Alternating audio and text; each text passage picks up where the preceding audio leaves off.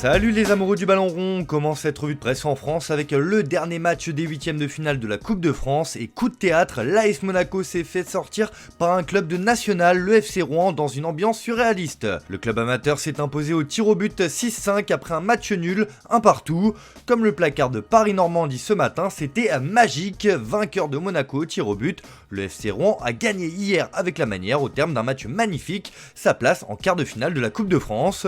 Monaco Matin titre sobrement sur sa une que l'ASM est éliminé de la coupe. Pour l'équipe, Rouen est le roi de l'exploit. Bref, c'était une soirée hors du temps pour le FC Rouen qui affrontera Valenciennes au prochain tour. On reste en France avec la bombe lâchée hier par Nasser Al-Khelaifi, le président du Paris Saint-Germain. Comme évoqué hier dans le JT, le club de la capitale va partir du Parc des Princes, son enceinte mythique. Pour l'équipe, c'est le chant du départ. Nasser Al-Khelaifi, le président parisien, a annoncé fermement hier que le PSG allait quitter l'enceinte de la Porte de Saint-Cloud. Les relations avec la mairie de Paris sont de plus en plus compliquées. Dans ses pages intérieures, le journal Le Parisien revient aussi sur cette bombe. Pour Nasser Al-Khelaifi, le PSG n'a plus d'avenir au Parc des Princes, lassé par l'attitude d'Anne Hidalgo qui refuse de vendre le Parc des Princes. Le président du PSG a annoncé qu'il renonçait au PSG d'agrandissement et que le club allait désormais travailler à la construction d'un nouveau stade. De son côté, la mairie de Paris tente de gagner du temps et surtout d'apaiser les choses. Adjoint à la mairie de Paris chargé du sport, Pierre Rabadan a répondu aux dirigeants du PSG. Nous voulons que le PSG reste au Parc des Princes, plusieurs solutions sont possibles pour cela, sans passer par la vente du stade. Nous appelons à la reprise du dialogue depuis maintenant 2 ans. Bref, un retour en arrière semble impossible. Une révolution se prépare dans le football. Et oui, depuis hier, on a appris que le football allait tester et introduire à terme le carton bleu. L'International Football Association Board, l'IFAB, compte mettre en place cette nouvelle innovation.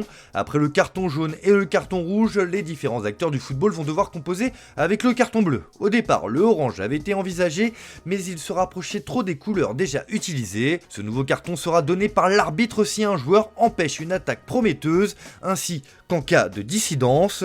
Le joueur sanctionné sortira 10 minutes. Si jamais il obtient 2 cartons bleus pendant la rencontre, il sera expulsé. Et forcément, cette annonce fait énormément réagir. Pour le Daily Express, c'est le feu vert pour les cartons bleus. La révolution de l'arbitrage se profile à l'horizon, estime le tabloïd. Pour The Guardian, le bleu est la couleur de demain pour l'arbitrage. Le Daily Telegraph revient aussi sur cette annonce qui a l'effet d'une bombe et rapporte que l'IFAB donne son accord pour une sanction de 10 minutes comme au rugby. Les essais sont accélérés et pourraient être testés en FA Cup la saison prochaine en Angleterre. Cela fait aussi les gros titres en Espagne sur la une de Marca ou encore en Italie sur la première page du Corriere dello Sport. La FIFA a tout de même voulu calmer le jeu après cette annonce et a déclaré: la FIFA souhaite clarifier que les informations faisant état de ce que l'on appelle le carton bleu au niveau élite sont incorrectes et prématurées. De tels essais, s'ils sont mis en œuvre, devraient se limiter à des tests effectués de manière responsable à des niveaux inférieurs, une position que la FIFA a l'intention de réitérer lorsque ce point de l'ordre du jour sera discuté lors de l'AGA de l'IFAB le 1er mars prochain. C'est allé un peu vite en besogne pour l'instance dirigeante du football mondial, mais l'idée est là et risque de suivre son chemin. On file en Liga où l'on va avoir droit au choc du championnat entre Gérone et le Real Madrid ce week-end. C'est simple, le leader reçoit son dauphin au Santiago Bernabéu. Bref, un choc et heureusement pour les merengues, Carlo Ancelotti va pouvoir compter sur quelques retours, notamment en défense. Comme le placard de Marca ce matin, ils reviennent pour la finale. Antonio Rudiger et Vinicius Junior sont prêts pour le match crucial de demain contre Gérone. Tchouaméni revient de suspension. Une bonne nouvelle donc, car la Casablanca va pouvoir compter sur ses forces vives, mais quelle galère cette année puisque les merengues ont largement été touchés par de longues blessures. Du coup, comme l'annonce AS sur sa couverture, l'été prochain, le Real va se renforcer au poste de défenseur central. Il y a un plan central, le club madrilène récupérera Rafa Marín qui est prêté cette saison à Alaves.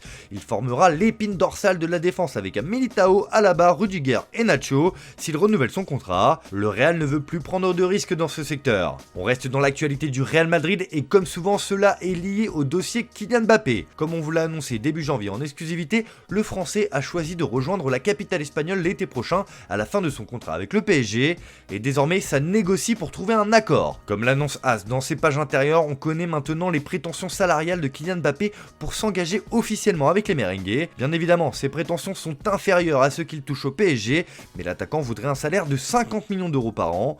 Pour signer cet été, il réclame également une prime à la signature de 120 millions d'euros, à laquelle il faut ajouter différentes primes et émoluments axés principalement sur les droits à l'image, car le capitaine de l'équipe de France est très exigeant sur ce point. Les négociations continuent, mais le Real va devoir s'aligner pour convaincre définitivement le génie français de les rejoindre. En attendant, Mbappé a une saison à terminer avec le PSG, touché à une cheville en Coupe de France face à Brest et à moins d'une semaine du 8e de finale aller de la Ligue des Champions contre la Real Sociedad. Mbappé, c'est le risque zéro, comme l'indique l'équipe dans ses pages intérieures. Aucun risque ne devrait être pris demain face à Lille, rapporte le journal sportif. On termine ce tour de la presse en Espagne avec l'actualité du FC Barcelone. On le sait, Xavi va quitter le club à la fin de la saison. Forcément, le club blaugrana planche sur les successeurs de l'Espagnol. Ce matin, Mundo Deportivo fait le point sur les différentes pistes car il faut boucler le technicien le plus rapidement possible, comme le placard le quotidien catalan. Selon le journal, le Barça analyse déjà les options et apprécie Mikel Arteta, Luis Enrique, Roberto De Zerbi et Xabi Alonso. Hansi Flick reste une option, Unai Emery est apprécié, tout comme Sergio Conceição. Imanol et Michel sont en perte de vitesse dans l'esprit des dirigeants, assure Mundo Deportivo. Surtout que le prochain coach devra composer avec les difficultés économiques du club blaugrana. Marca indique dans ses pages intérieures que Laporta a besoin de 100 millions d'euros pour être à l'équilibre et lui permettre de recruter l'été prochain. Voilà, c'est tout pour ce matin. Bonne journée à tous, merci de votre fidélité. On se retrouve en fin d'après-midi pour le JT Foot Mercato.